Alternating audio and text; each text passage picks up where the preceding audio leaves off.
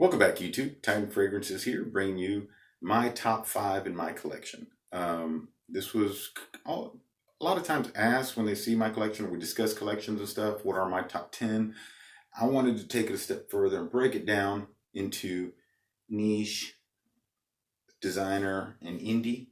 And the purpose of my channel is to take you along my journey, help you along your journey, bringing up old, new, upcoming fragrances or anything fragrance related so that we can interact and definitely discuss, maybe help you out like many others help me out. So if you like that kind of content, if you would help the channel out, give me a subscribe, also hit the bell so that you can get future notifications. So when I come up with these, because this one's actually a 3-parter, and I've, so that you have the independent houses that I went over, the designer houses, and now I'm going to do the niche, and that way we can, like I said, you can be attuned to all the ones I brought out.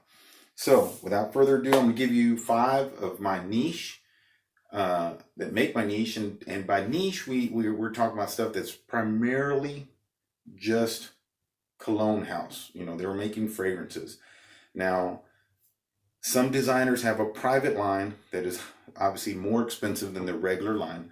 And those private lines, a lot of times people categorize them in the niche category because they typically are more unique. They are definitely higher priced for the most part, but I'm going to cover the niche that I have. I've been growing it and more in my journey, and I do like my designer. I love my designer. That's probably the bulk of what I got, but I do like the niche that I have as well. So it's growing and growing. But I'm going to start out with an honorable mention because it's really hard to break down to just 5. But number 5, the honorable mention is an MFK.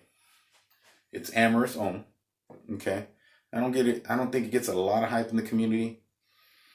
It is just a gorgeous, gorgeous scent. I've done some videos in the past. You can check those out. But this one right here is definitely very gentlemanly, very clean. Has a little sweetness to it, floral sweetness to it. But it is just a gorgeous, gorgeous scent. It definitely smells of luxury.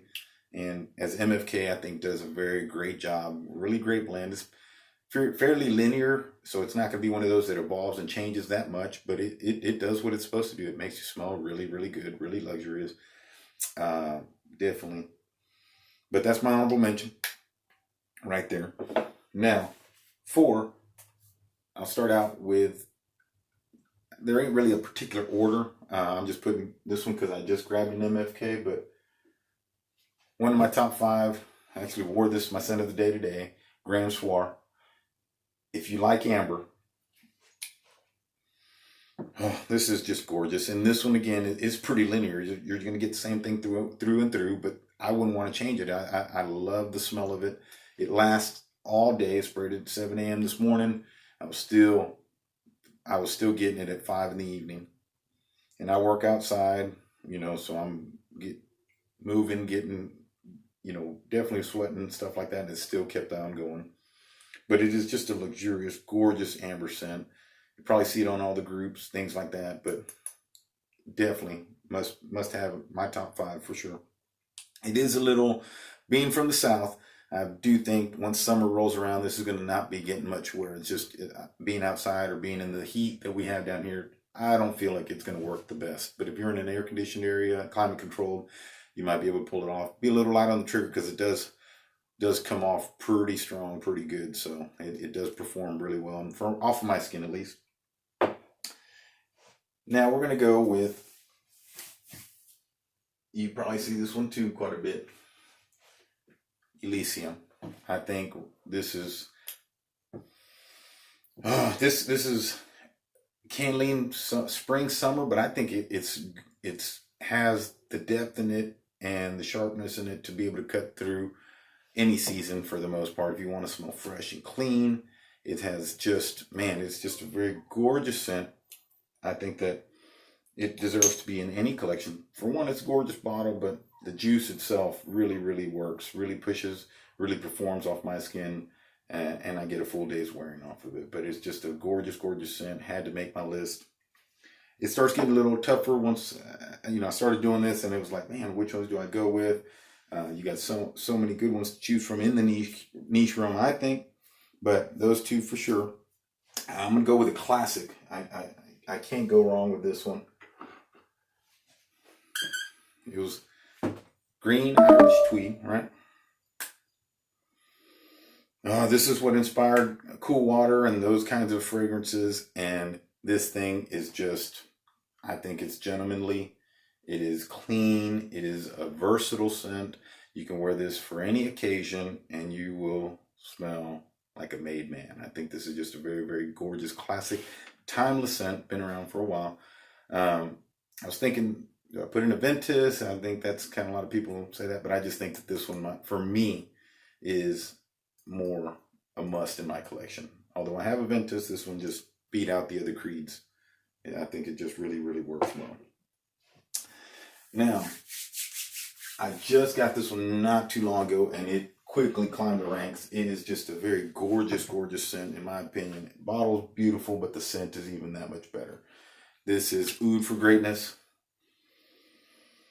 Oh man, it is just a very gorgeous scent, luxurious. And if you know Initio, at least the experience I've had with them, they just project and last. They are a little on the pricier side, but I think that they perform and are well worth investing towards your collection if you're into the niche category of stuff. Man, Oud for Greatness, love it. So I guess you could call that my number 2.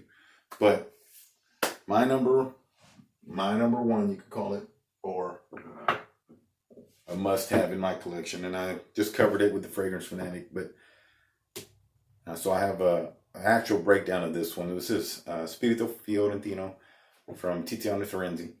Gorgeous bottle, gorgeous presentation. But again, man, the luxurious leather in this with that Baccarat Rouge 540. But the Baccarat this isn't uber sweet like that one is. It tones that down, throws in that beautiful leather, like walking into a leather store, real fine leather in a brand new car, high end, beautiful scent. I'm telling you, for me, these right here just they just beat out the rest of the competition, at least for the niches I have in my collection.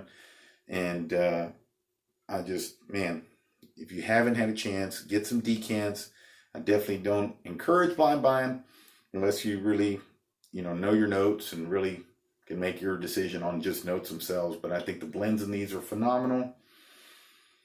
And you won't go wrong with these. I would safely be able to put my name out for these fragrances and say, yes, I would say those are bottle worthy. But again, that's my take on those. If you've smelled these, have any questions on these, if you would, leave a comment down below. I try to get to all the comments. I try to interact with everyone because that's really the best part of this whole thing.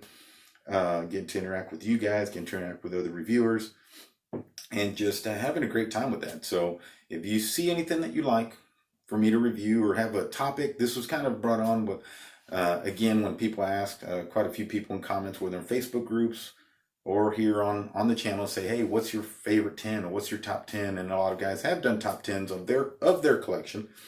And I just, like I said, I wanted to break it down into 3 different categories. Instead of having a top 15 and mixing 5 and 5 and 5, I figured I'd do one at a time. So I hope you like that. And again, I'll be doing more of that according to requests and stuff like that. But I do got a lot more on the pipe. So if you would, again, show some support for the channel. Again, y'all have a very blessed day.